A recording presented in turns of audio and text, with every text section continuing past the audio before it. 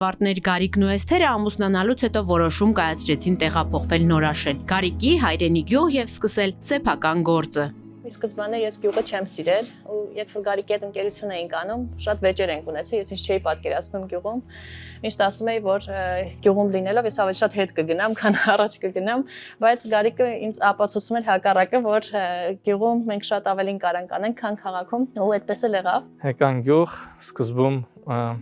բավականին բարդ ա եղել, որովհետև երբ որ դու գալիս ես, չունես աշխատանք, չունես կայուն եկամուտ, դիմացը ձմեռ է, ու այն որ մեր հարազատների օգնությամբ նաև այդ ձմեռը հաղթահարեցինք, ու արդեն հաջորդ տարվանից ես աշխատանք ունեցա։ Դեռ 2016-ին Գարիկը Տավուշ էր բերում զբոսաշրջային խմբեր, արշավներ կազմակերպում։ Հյուրերի համար մեծ խնդիր էր դառնում գիշերակացը, այդպես ծնվեց հյուրատուն ստեղծելու գաղափարը։ Զովակը իմ պապական տունն է։ Այստեղ մենք սկսել ենք հյուրեր ընդունել 2018 թվականից։ Շատ դժվարություններ ա եղել, շատ հիասթափություններ ա եղել, բայց այստեղ մեծ ներդրումներ են արել ու չենք ուզել հանձնվենք։ Մինչև հիմա էլ երբ որ դժվարություններ լինում ա, չենք հանձնվում, որովհետև լավ նպատակի համար ենք եկել։ Հյուրատունը սկզբում անվանեցին Աշխարհի ծայր, հենց հեռավորության համար, բայց օտարերկրացիներին ավելի ճանաչելի դառնալու համար վերանվանեցին Զովակ։ Նորաշենում ամռանը միշտ զով է։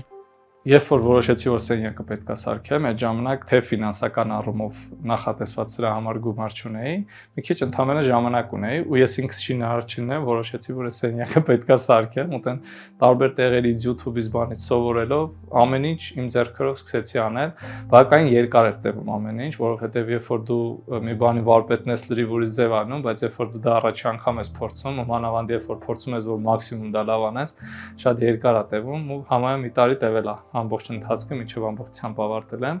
ու 2025-ի հունվարից արդեն սկսել ենք հյուրեր ընդունել այստեղ։ 2021-ին հյուրատանը կից ստեղծեցին գաստրոբակը եւ հիմա կարողանում են գյուղական միջավայրում հյուրասիրություն կազմակերպել 30 անձի համար։ Երբ որ դու ունես հյուրատուն, հեշտ է նախաճաշ տալ, բայց բավական բարդ է, ճաշ, ընթրիք նման մի քիչ ավելի պատասխանատու է կազմակերպել, ու եթե ես ուզում եի, որ Նորաշենը դառնա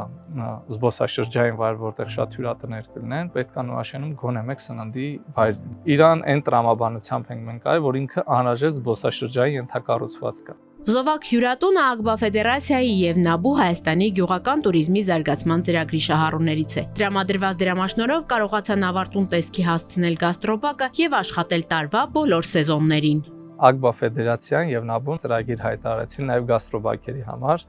ու ես դիմեցի հիմնական նպատակն էր, որ մենք կարողանանք սեզոնայնությունը հաղթահարենք, մենք չենք կարողանում ցուրտ սեզոնին օգտագործել։ Շատ լավ էր, որ ծրագիրը ստացվեց, ու հիմա մենք արդեն կարող ենք ամբողջ տարին հյուրեր ընդունել։ Ցանկացած աջակցություն ինքը ոչ թե հրաշքներ է գործում մեզ համար, այլ մեզ ինչ որ ժամանակ առաջ է գցում։ Օրինակ ԱԳԲԱ ֆեդերացիայի ու ՆԱԲՈՒ-ի ծրագիրը ինձ մոտ մի տարի, այսինքն ցանկացած այդ մասշտաբի ծրագիր, հաշվի առնելով մեր ունեցած ռեսուրսները, կարողությունները, մոտ մի տարի մեզ առաջ է գցում բիզնեսի մեջ։ Ու զբոսաշրջային բիզնեսի մեջ հատկապես, երբ որ ամեն ինչ ցենց արագ զարգանում ու փոփոխվում, մի տարի առաջ գցելը այդ բավականին մեծ ներդրում է։ Գարիկն ու Էսթերը սեփական օրինակով ցանկանում են երիտասարդներին ցույց տալ, որ հնարավոր է գյուղում ապրել, աշխատել եւ հաջողել։ Ես նաեւ կարողանալու եմ շատ երիտասարդների համար օրինակ լինեմ, թե ոնց կարելի է գյուղում զրոյից սկսել ինչ-որ բիզնես ու հաջողություն ունենալ ու դրա միջոցով լավ ապրել։ Որովհետեւ մենք այսօր ունենք այդ օրինակների խնդիր։ Գրեթե չկան նման օրինակներ, որ գյուղում ապրի ու ասես լուրջ հաջողությունների հասնի։ Ապագայի պլանները շատ են, առաջիկայում կավելացնեն սենյակները ու կկարողանան ավելի շատ հյուրերի ապահովել գիշերակացով։